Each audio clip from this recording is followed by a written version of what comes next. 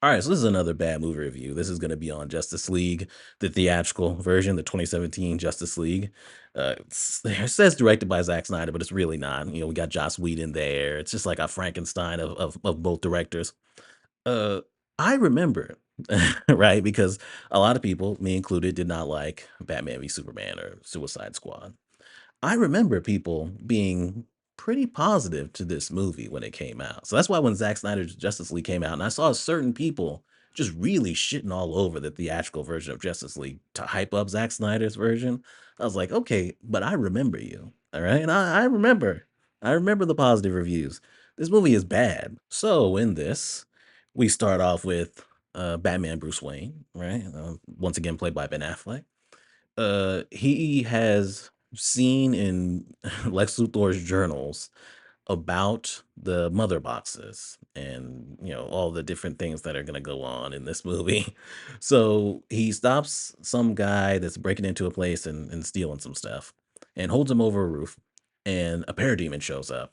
Apparently they're attracted to fear. Parademons are from Apocalypse, and they're working for the villain in this movie, Steppenwolf, and things like that. He traps the parademon, it explodes, and it turns into three mother. It leaves behind the symbols of the three mother boxes. So he got some information from that, I guess. So at this point, he's going to recruit the other members for the Justice League to potentially stop this stuff. Obviously, Wonder Woman, once again played by Gal Gadot, is already he's already in talks with her, right? From Batman v Superman, she's already kind of on the team.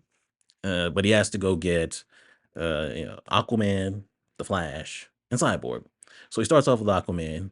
He goes to where Aquaman has been seen. Aquaman's pretending not to be Aquaman, uh, shoves him up on a wall. Aquaman being played by Jason Momoa in this, puts him up on a wall, and then they're talking for a little bit, and he swims off, and he says, "You're out of your mind, Bruce Wayne," and that's it. He doesn't join the team. um, Later on, he goes to get Barry Allen, the Flash, who's played by Ezra Miller in this, and he just immediately joins the team because he needs friends. We'll get back to the Flash.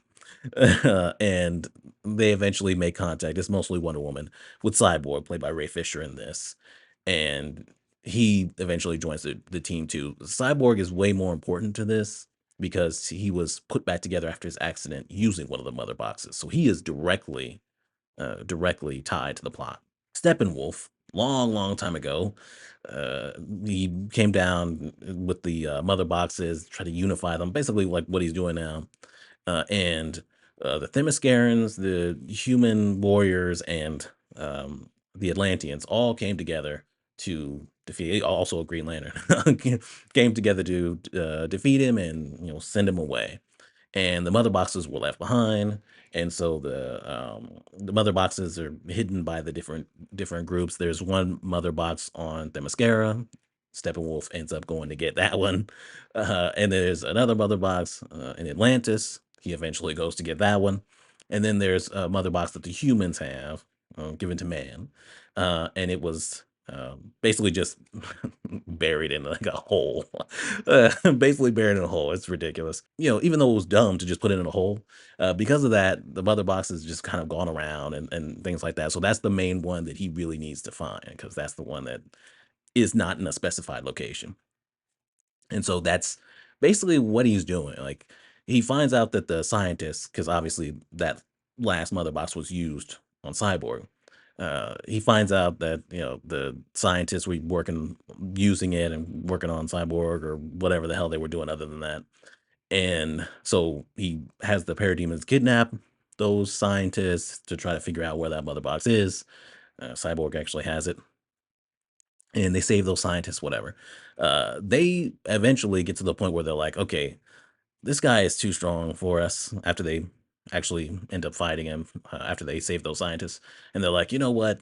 We might actually have to use this mother box to bring Superman back to life. Like I said, I don't like this movie. I think it's a bad movie. I've thought that ever since the theater. But there's some good stuff here. So The performances I think are good. Ben Affleck is still good as his character. I don't like what they did with Batman as much in this movie, but Ben Affleck I think is still good. Gal Gadot does a pretty good job still too. This version of Aquaman, this bro Aquaman, Jason Momoa I think does a decent job. Uh, from what I've seen, this is just kind of the way he already acts, and maybe that's why. But he's good. Ezra Miller as Flash, it's feeling like a Jesse Eisenberg Lex Luthor thing, where it's like I don't like what they did with the character, but this is clearly what they were going for, and so for what they were going for, I think he did a good job. And so there you go. I don't like this version of the character. I just don't care for it. Ray Fisher, I think he's good as Cyborg. Obviously, there was a lot more with Cyborg. Once you see Zack Snyder's version, this the Zack Snyder Justice League, there was a lot more. But what is here is still pretty good. Like I like the back and forth he has with his dad, the different conversations they have that he resents his dad for doing this to him, for bringing him back in this way. That stuff's really good. Does anybody know I'm alive? I, I didn't think you were ready for them to. For what? For them to see the monster.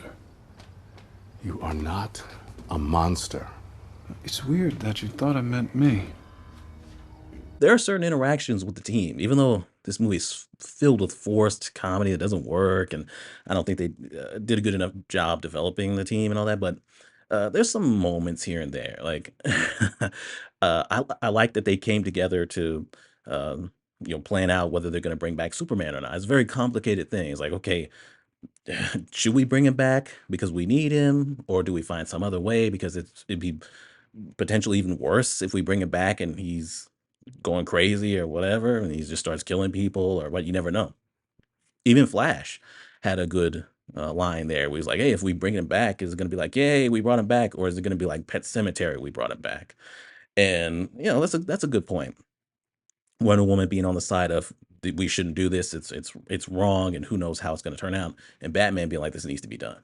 And he also has the guilt of wanting to kill Superman, almost killing Superman in Batman v Superman. So there's definitely some good stuff there. Other than the forced conflict with, um, Batman bringing up Steve Trevor and be like, "Well, what about Steve Trevor, bitch?" You talk about moving on. I didn't like that, but but I did like when they made up afterward, where she helped him because he dislocated his shoulder or whatever, and they have a heart to heart about it. I actually like that scene. That was one of the most touching scenes between the characters. Bringing back Superman and him losing it, and them having to hold him back or do something, try to do something, and then bringing Lois Lane in. Lois Lane should have already really been there. That should have been the first person he saw. I mean, if we're really planning this out, but I like that. And then people have been talking about it ever since the movie came out. And I like that moment where Flash is running and Superman's actually able to, follow him, and Flash is like taken aback by that. That was a really cool moment. I mean, that's good. I mean, I think that Aquaman and Wonder Woman should do better than they did, especially Wonder Woman against Superman in this. I mean, Superman is just so overpowered in this universe. But whatever. I thought that was pretty fun. That's probably one of the best scenes, if not the best scene in the movie. This is a mess of a movie, man. It really is like a Frankenstein's monster of a movie. It's just it's really dumb, a lot of this stuff. Like even just starting off like Batman capturing that guy and holding him over the roof so a parademon can just randomly fly up. It's like I guess you knew they were already on Earth, and I guess you even knew that one was in the area, I guess. And then capturing one, and then it conveniently blows up or blows itself up or whatever, self-destructs, and then you have the convenient symbols of the mother boxes left behind. It's like, what the fuck? And then he has this conversation with this dude, with the guy that he captured, and then just leaves him on the roof. It's like, well, he did break into that place and steal whatever it was in that bag. You're just gonna leave him there? All right, I guess. Wonder Woman has that pointless thing with those. I want to say they're bank robbers. I don't think they were. They were just terrorists. They were just going to blow up the place, and then she throws it up into the air, and somehow that was enough to save everybody, even though the guy said it was going to blow up 4 blocks. Like, it's there's so much stuff that just doesn't work in this. you know, um, Bruce Wayne's not all that great at recruiting because he goes to get Aquaman, and Aquaman is just not interested. It's like, man, the world is at stake. You can't be a little bit more convincing. Like, come on. And the whole thing with Aquaman's pretending not to be Aquaman. It's like Bruce Wayne already knows what he looks like because he's seen the footage from convenient Lex Luthor, drive or whatever it was. So it's like that was also pointless. Bruce Wayne is talking to Alfred, and I don't think their back and forth are as good in this movie either. There's definitely an attempt to lighten up this movie to have it be a little bit lighter, but they're sitting around talking about Barry Allen, the Flash, and he's like, "Oh, this guy's off the grid." But then you see the Flash, or Barry Allen. You go to you see him go to see his father in prison. He's in prison for killing his mom, allegedly killing his mom, and because he obviously didn't actually do it. He goes to see him, and his dad's like, "Oh, you have 3 dead-end jobs, and you're working on a 4th, and, your life is going nowhere because you're focusing too much on me." And I'm thinking, if this man has 3 jobs, he's going to and from 3 jobs. I don't care if he's squatting or whatever he's doing. He's not really that off the grid, right? Like, you're the world's greatest detective. You could find out at least one of those jobs and get in touch with this guy. It's like, that was really dumb too. And then a thing that was really dumb, um, there's a point where uh, Diana and Bruce, they talk about what's going on, right? It was when she tells him the story of back in the day with Steppenwolf, which I didn't even say. I actually like the backstory, the sequence with Steppenwolf, where all the people come together to fight him. It's very like the beginning of Lord of the Rings, like with Sauron, where like everybody comes together to take him out and things like that. It definitely felt like that. There's also a Green Lantern there, and when the Green Lantern dies, the ring circles around and goes off to find someone new. That's a nice little detail. So I kind of like that stuff. But they were talking about it, and she's giving them the backstory and everything, exposition and all that. And Cyborg is, watching them, as they're talking, and they're walking by the lake. Later on, Wonder Woman's trying to get in touch with Cyborg, and she's trying to, talk to him, tell him about what's going on, get him on a team. And he hacks the computer she's looking things up about him on, and he starts talking to her through the computer, words, and she's reading them out, and they're talking that way. And she said, "I want to talk to you." He's like, "We're talking right now." And she's like, "I want to talk face to face." I'm old fashioned like that. And he's like, "How can I trust you?" And she says, "If if I was going to attack you, I would have done it by the lake." So you mean to tell me you knew that he was watching y'all at that lake, but you didn't try to talk to him face to face, attempt to talk to him face to face right then? You just kept walking down the lake with Bruce Wayne like nothing was going on? It's just like, that's just stupid. Like, you just have things like that where it's like, if you think it all while it's happening, it's like, why didn't y'all clean this up? It doesn't feel cohesive. It doesn't feel like it works storytelling wise. It's just all over the place, like scene, scene, scene, scene, scene, rather than making it feel like it flows story wise. It's just, oh, we're with Aquaman, we're with Bruce Wayne and Diana, we're with Bruce by himself, Bruce with Alfred. It feels so all over the place. And then you have these 3 characters that were not in those other movies that were really needing to develop and have people feel invested in them and invested in them joining the team so they can protect the earth together.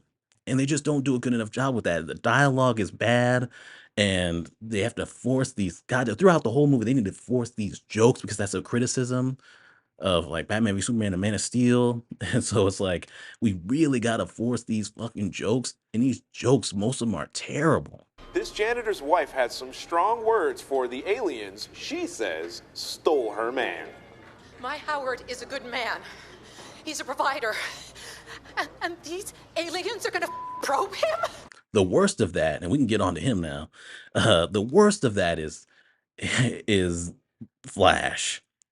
Flash is so obnoxious. He's so annoying talking about brunch, right? He's very socially awkward. I guess maybe he's on the spectrum or something, but I mean, it is just so much. He's so grating.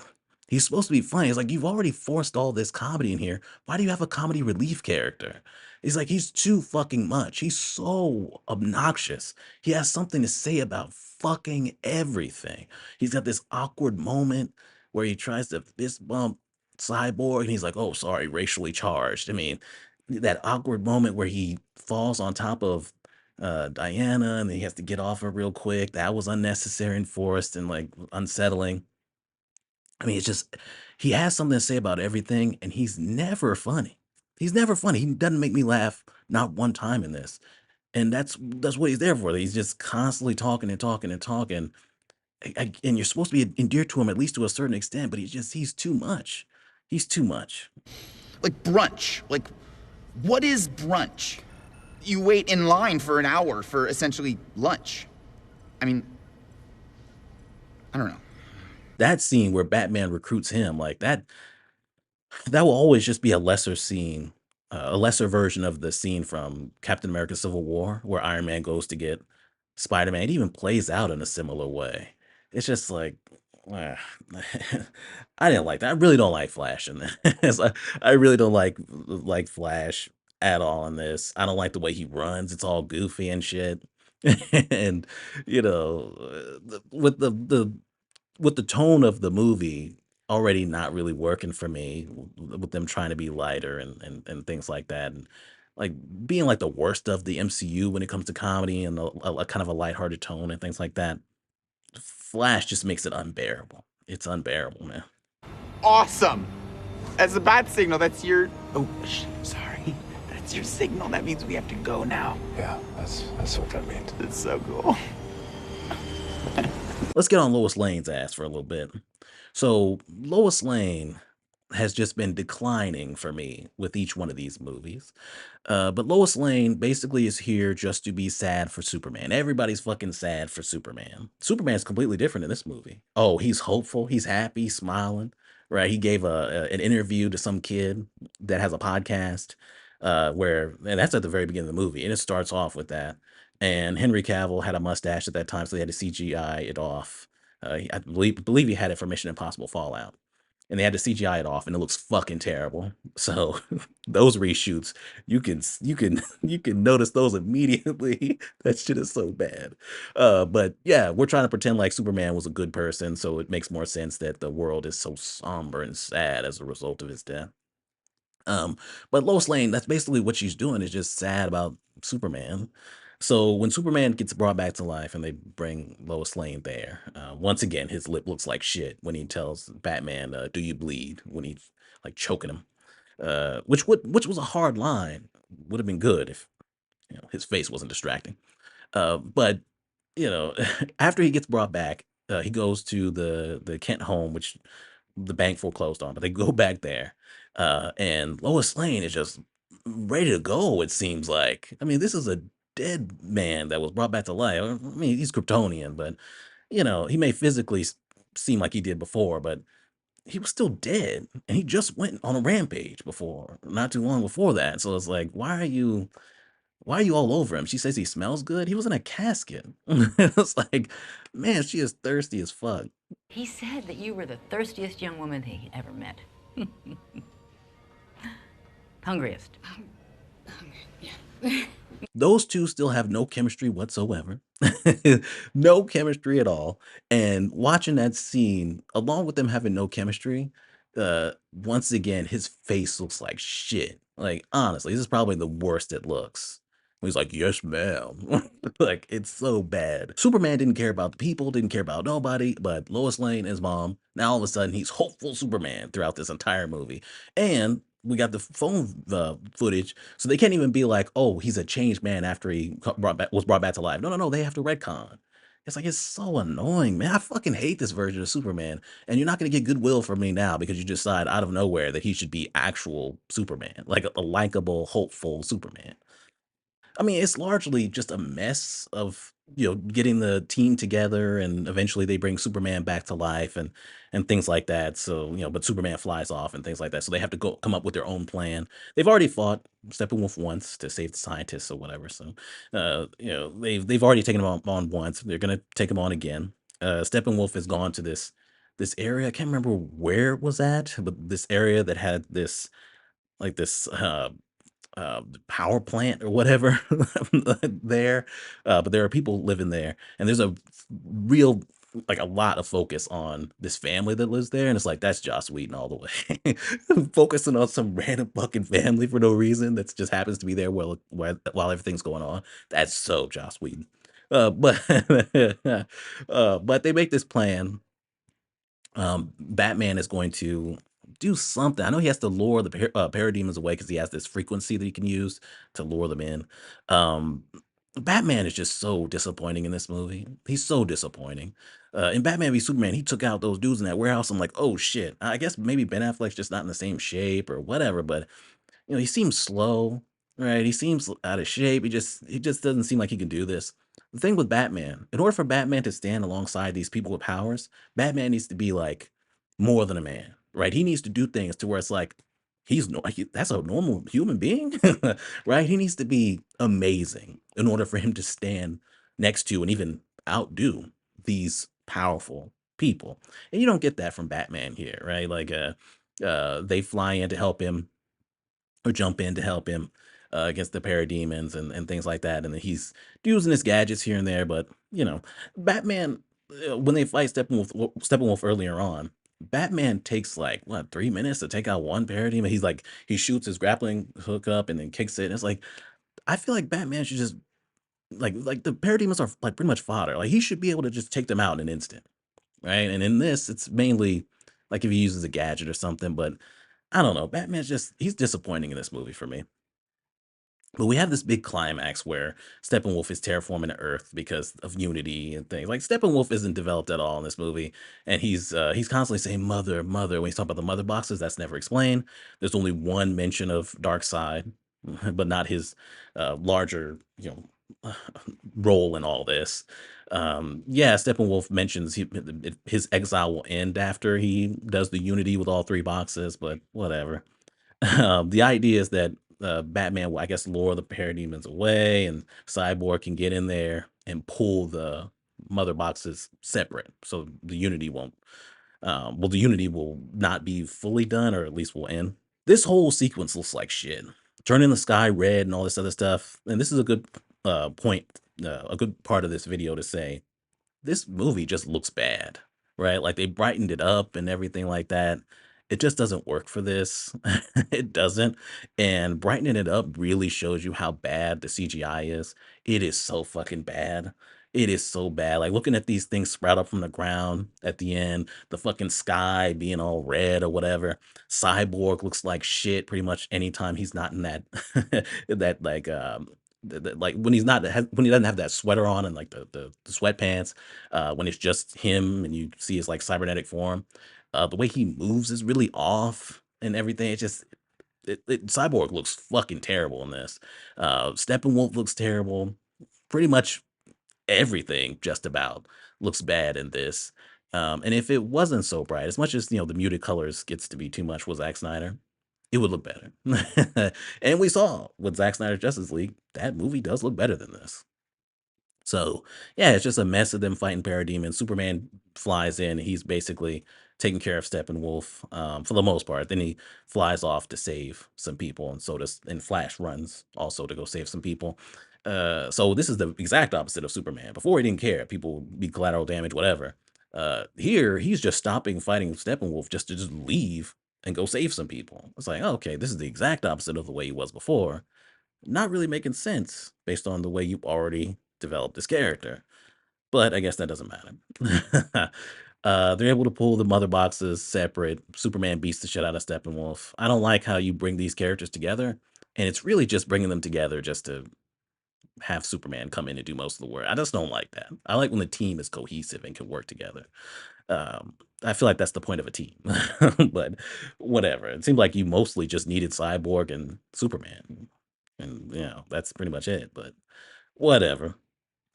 I guess they didn't want to actually have any of these characters, any of these heroes actually kill Steppenwolf. So Steppenwolf is afraid after they destroy his axe. So then the parademons just come in and attack him. And then he also like teleports away. So I guess maybe he's still alive or they killed him, and that's their convenient way of really they killed him, and that's their convenient way of also getting rid of all the other parademons. They're like, oh, they teleported too, and he's probably dead wherever they ended up at. This movie is not good. It's a mess of a movie. If this review's been a mess of a review, this is a mess of a movie. It just feels all over the place, right? It just really does. So they do save the day.